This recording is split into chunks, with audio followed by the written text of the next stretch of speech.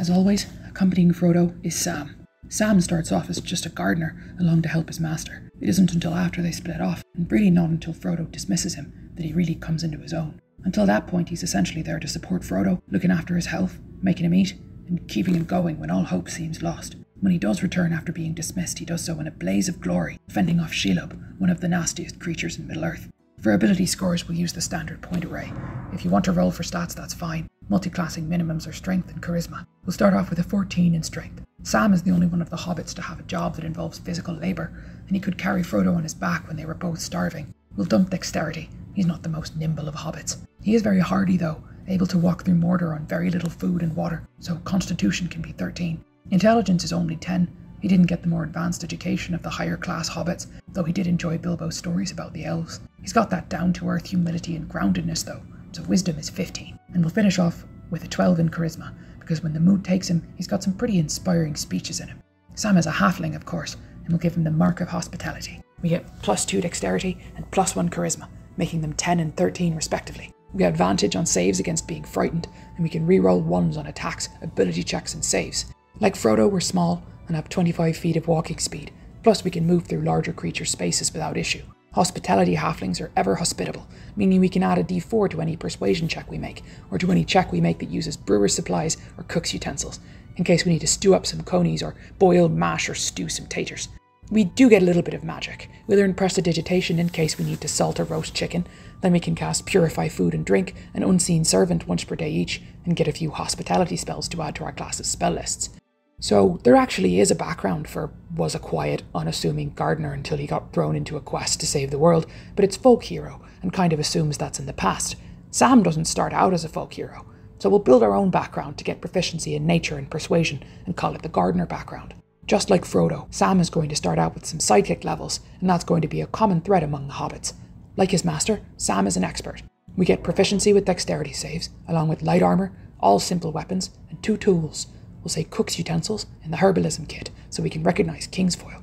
Experts get to pick any 5 skills, so we'll go with stealth, athletics, survival, intimidation, and perception, and they're helpful so they can take the help action as a bonus action.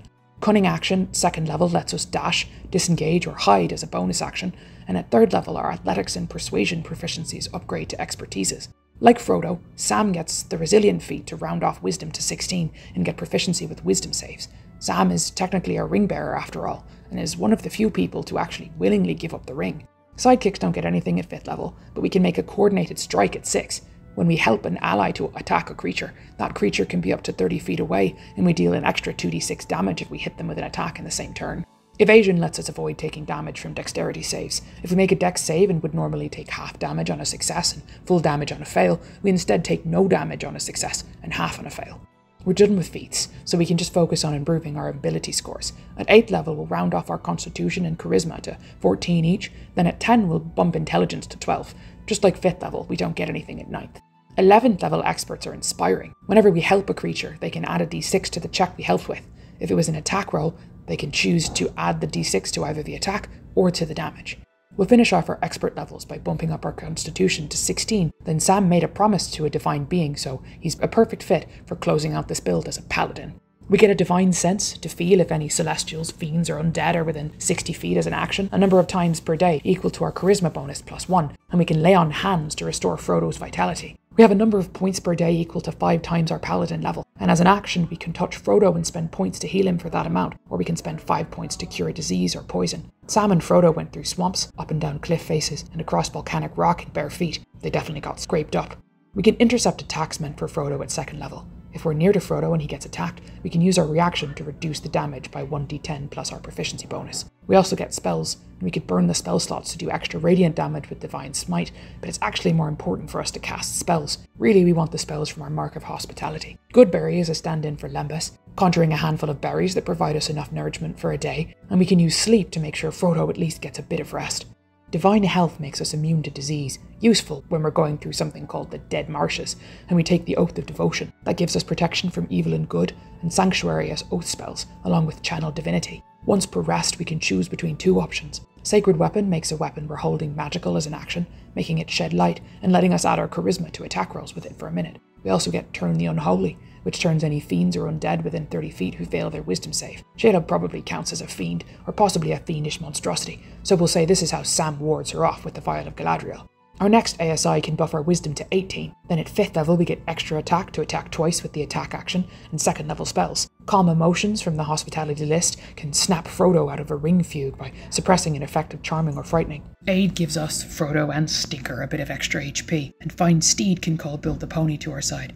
6th level paladins get Aura of Protection, adding our charisma modifier to any saves that we or allies within 10 feet of us make. An Aura of Devotion at 7th prevents charm effects from working on us or allies in the same radius. Notice how whenever Sam is more than 10 feet from Frodo, he's more susceptible to the ring. Our capstone is the 8th level of paladin for one last ASI, and we'll bump charisma to 16 to make our Aura of Protection even better.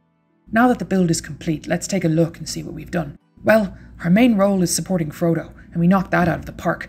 Our auras are the big ones, keeping him from succumbing to the ring, but we've also got the helpful and inspiring help from our expert levels to make his skills and attacks more consistent, and lay on hands and Goodberry to keep him healthy. And of course we can use those auras and such on ourselves as well, which combined with our average of around 160 HP makes us fairly bulky, though our 10 armor class does mean that we'll be taking hits more often than not. Really, other than low AC, our biggest issue is just that we lack a good ranged option. Our main weapon is just a dagger, which can be thrown in a pinch, but then we're left with nothing. That's not too big of a problem though, since we want to avoid combat anyway, and if they do get close enough to engage in melee, we can hit surprisingly hard for a hobbit between our Divine Smite and Coordinated Strike.